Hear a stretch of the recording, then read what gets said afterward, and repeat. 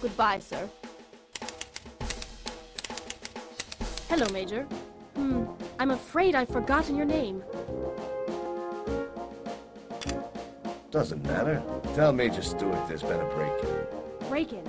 What break-in? What are you talking about, Major? An unauthorized person broke into warehouse number 2. Break-in? That's impossible.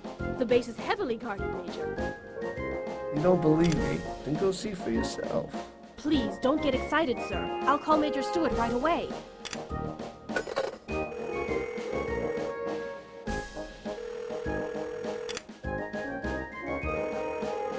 Hello, Major Stewart.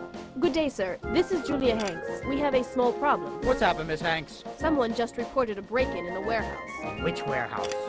One with weapons? No, sir. Warehouse number 2. Will you be taking care of it, sir? Naturally. I'll just finish up what I'm working on and start immediately. Thank you, Miss Hanks. Goodbye. Goodbye, Major.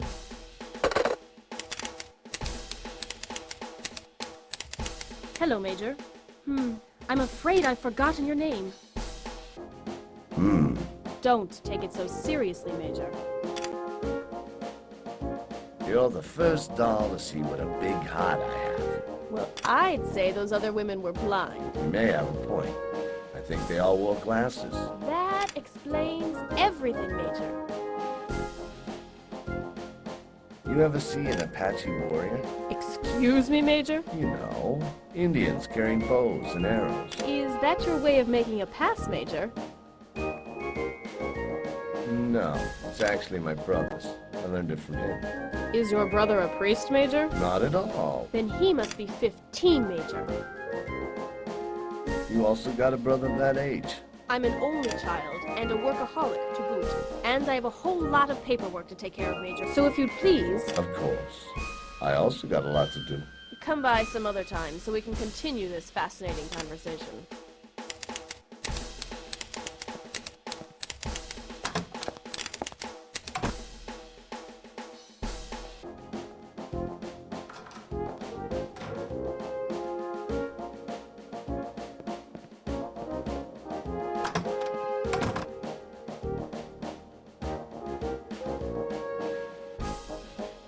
Don't know it.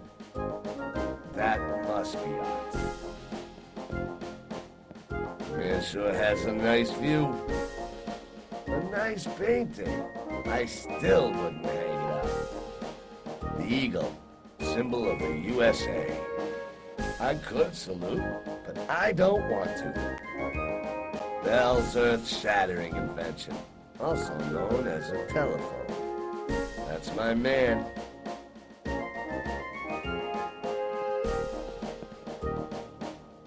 Who are you? I don't know you. What do you want here?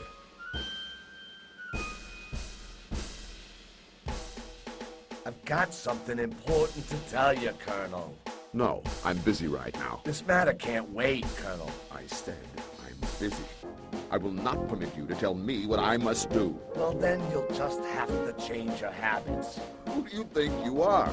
Is that any way to speak to a high-ranking officer? I don't have time for polite niceties. It's a matter of life and death. What the hell's going on here? Who are you? Jack Orlando, private detective, but we shouldn't waste any time on trivial details. That's no small matter, Mr. Orlando. And where on earth did you get this uniform? I had to take it out of the supply depot. You broke into the depot? I'm calling this Central. At least I only took the uniform. I don't understand. Let me explain. How long do you know Major Stewart? Long enough. I still don't understand. Let me lay the cards out. Well, finally. No doubt you heard about the murder of Pete Reynolds. Of course. He was a colleague of mine. What are you getting at? I'll explain everything in a minute. I fell into this whole thing by coincidence, and all trails lead here. Could you be a little more clear? Of course, you're aware of the term fraud. Naturally, but what's this about? A few trucks left the base last night loaded with weapons. Can you repeat that? I think I misheard you. That ain't necessary. You heard right. You're crazy, Orlando. Sorry to say, I'm not crazy. These are facts, and behind the facts are concrete names. For example, Major Pete Reynolds. it's damn easy to accuse a dead man. But Major Stewart is in excellent health. What are you implying? How dare you I can understand your reaction. I figured you'd act like that. Well, after all, you are a detective. That's right. So let me repeat. Last night, Stewart sold weapons to a certain Scaletti. My patience is at an end, Orlando. I think the documents which I'll now show you should be of interest to you. Unbelievable. My God. I can't believe my eyes.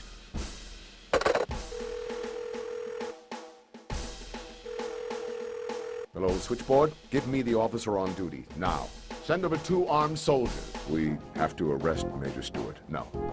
You heard right. Yes, right away. I'm waiting.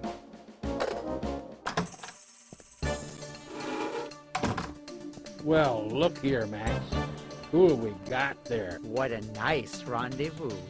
All here. I didn't know you made it to Major, Jack. Well, everything changes. I also didn't know. You're now worth $500. More. Much more. That was just a down payment. Stewart, how could you? Major Stewart. Not anymore. You'll be convicted and demoted. I doubt it. There are no witnesses, so there's no crime. I don't understand. They're probably gonna kill us. Well, hey, that was another classic example of faulty detective work. Faulty. Of course, we're gonna kill the colonel, and you'll get a hard blow to the head, and they'll find your fingerprints on the murder. And the police will take you in as the murderer. The colonel gets buried with full honors, and I spend the rest of my life behind bars. Isn't the plan fantastic? Come on, tell me, Jack. Gotta hand it to you. Your trick with the telephone was good. Two can play at that game, You mean to say that Stewart called later and... and I understood everything. As you can see, your situation is more than hopeless. Major Stewart! I'm listening, Colonel. Is it true that Pete was involved in this? He couldn't decide. Well, now he has plenty of time to think about it. You lowlife. You goddamn swindler. You'll pay for this. Don't get so excited, Colonel, or you'll start to perspire. Listen, Tom, did you order Bellatr's murder? You're getting more and more talkative in your old age, Jack. Got any last wishes, Colonel? A cigarette, perhaps? You know I don't smoke, Stewart. I promise you that you won't die of lung cancer. You can never be too careful, Stewart. Nobody move, or I'll shoot. Everybody put your hands up. It's about time. Sorry, Colonel. We were busy with the break-in at warehouse number 2. He's the robber. You have anything to say, Stewart? Nice sight, isn't it, Colonel? Sure is. I especially like the dumb looks on their faces. Their mugs sure are amusing. Just like I said, Stewart, you can't be too careful. Everything changes, Colonel. Everything. Speaking of changes, please forgive me. Don't mention it, Colonel. Good work. If you were a soldier, I'd give you a medal. I've already got the uniform. I like that. Consider it a present. Thanks. It'll remind me of a good end to a good case. I want to once again thank you. Mr. Orlando, Yeah, Colonel. I'm heavily in your debt. Don't mention it, Colonel. I know. I'd like to invite you to dinner at my place. How about Saturday? It'd be an honor. The honor is all mine. By the way, do you like fish? Very much so. I'd sell my hat for a good salmon. Then I know that I'll cook. I'm looking forward to your visit. Oh, I nearly forgot. Give the chief inspector a call. The chief inspector? Yeah. And tell him he should come to the base. And get Elizabeth from my apartment. Elizabeth?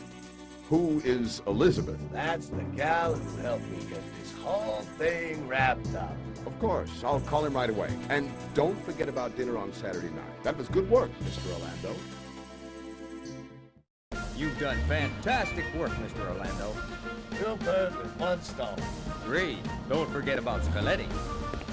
Judge Tate will have a whole lot to do, all right. Congratulations, son. Just brilliant.